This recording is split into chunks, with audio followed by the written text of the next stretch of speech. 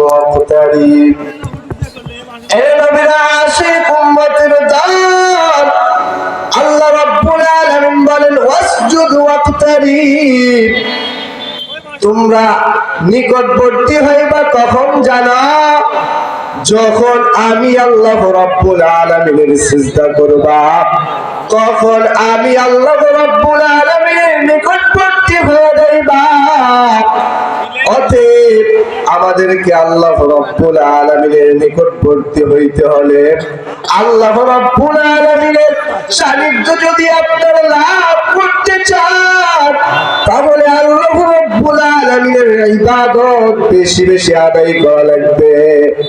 এই জন্য মুসলমান ভাই আল্লাহ রাব্বুল আলামিনের সান্নিধ্য অর্জন করতে হলে আমাদেরকে সিজদা করতে হবে।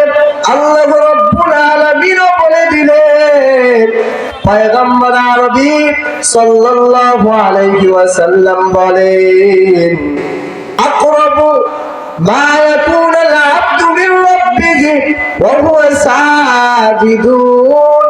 পয়গম্বর আরবি সাল্লাল্লাহু আলাইহি ওয়াসাল্লাম বলেন আল্লাহ রাব্বুল আলামিনের কাছে ওই ব্যক্তি সবচেয়ে প্রিয় হয় যে ব্যক্তি সিজদা করে। এখানে সিজদা করার উদ্দেশ্য হলো আল্লাহ রাব্বুল আলামিনের নামাজ কায়েম করা। আগে কায়েম করতে হবে তাহলে আল্লাহ রাব্বুল আলামিনের কাছে ওই ব্যক্তি প্রিয় হয়ে যাবে। তাহলে আমাদেরকে নামাজ বেশি বেশি আদায় করতে হবে। আল্লাহ রাব্বুল আলামিন এর কথাই বলেছেন সমস্ত ইবাদত বন্দেগী জিবরাইল আলাইহিস সালাতু ওয়াস সালামের মাধ্যমে আল্লাহ রাব্বুল আলামিন পাঠাইছেন।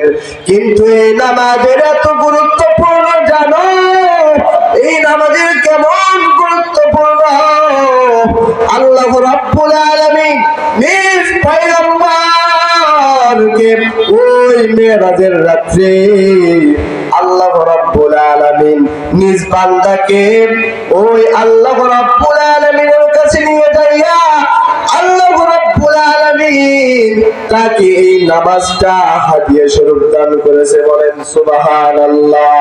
বা কোন সুসতি নামাজে পাঞ্জেগানা ফাওয়াইলুল লিল মুসাল্লিন আল্লাযীনা মুমিনারা ইনামাজ ইমদাদে দাওয়াত আস্তাঈনু আয়াতে কুরআন ফা। এই জন্য মুসলমান ভাইরা আমার বন্ধুগণ নামাজ কায়েম করতে হবে। আল্লাহ রাব্বুল আলামিনের কাছে সবচেয়ে প্রিয় জিনিস যেটা নামাজ, এই নামাজ পড়ার দ্বারা একজন মুমিন আল্লাহ রাব্বুল আলামিনের কাছে প্রিয় হয়ে যায়। এই নামাজ পড়ার দ্বারা আল্লাহ রাব্বুল আলামিন এর ফজিলত আল্লাহ রাব্বুল আলামিনের প্রিয় বান্দারা যদি নামাজ পড়ে, নামাজ পড়ার দ্বারা চেহারার মধ্যে নূর চমকাইতে থাকে। নামাজের ফজিলত সম্পর্কে আবু যর গফারি রাদিয়াল্লাহু তাআলা আনহু বলেন একবার রাসূলুল্লাহ সাল্লাল্লাহু আলাইহি ওয়াসাল্লাম শীতকালে তাশরিক আগমন করলেন বাহিরে। পয়গম্বর আরবি সাল্লাল্লাহু আলাইহি ওয়াসাল্লাম একটা গাছের দিকে তাকাইয়া দেখলেন গাছ থেকে পাতা ঝরে ঝরে পড়তেছে। পয়গম্বর আলাইহিস সালাতু ওয়াস সালাম সেই গাছের নিকটে যাইলেন এবং দুইটা ডাল ধরলেন।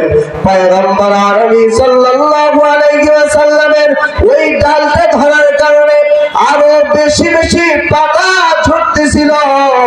পয়গম্বর আরবি সাল্লাল্লাহু আলাইহি ওয়াসাল্লাম আবু যর গফারি রাদিয়াল্লাহু তাআলা আনহুকে বললেন এ আবু যর গফারি বললেন লাব্বাইক ইয়া রাসূলুল্লাহ আমি হাজির।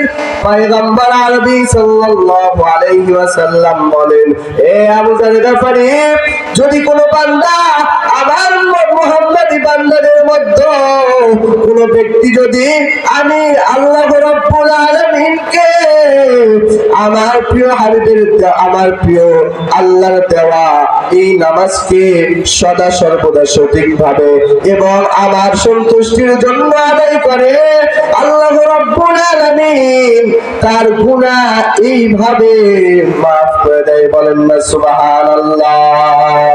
এই জন্য আমাদেরকে নামাজ আদায় করতে হবে, নামাজের প্রতি গুরুত্ব দিতে হবে।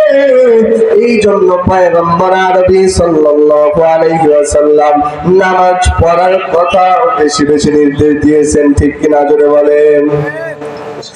পয়গম্বর আরবি সাল্লাল্লাহু আলাইহি ওয়াসাল্লামকে আল্লাহ রাব্বুল আলামিন নিজে নির্দেশ দিয়েছেন, ওয়া'মুর আহলাকা বিস-সালাতি ওয়াসতাবির আলাইহা।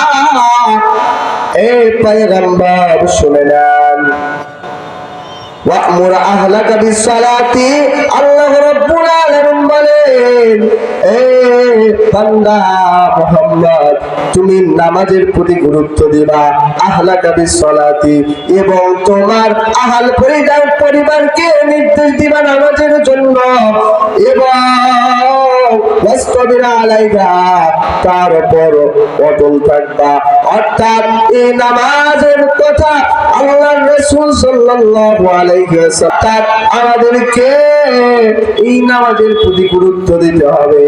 এই নামাজকে সদা সর্বদা ঠিকভাবে আল্লাহ রাব্বুল আলামিনের সন্তুষ্টির জন্য আদায় করতে হবে। আর যে ব্যক্তি দেখানো উদ্দেশ্যে নামাজ পড়ে, আল্লাহর হাবিব পয়গম্বর বলেন, যে ব্যক্তি মানুষদেরকে দেখানোর জন্য নামাজ আদায় করে, তিনি বলেন সে যেন আল্লাহ তাআলার সাথে শিরিক করলো।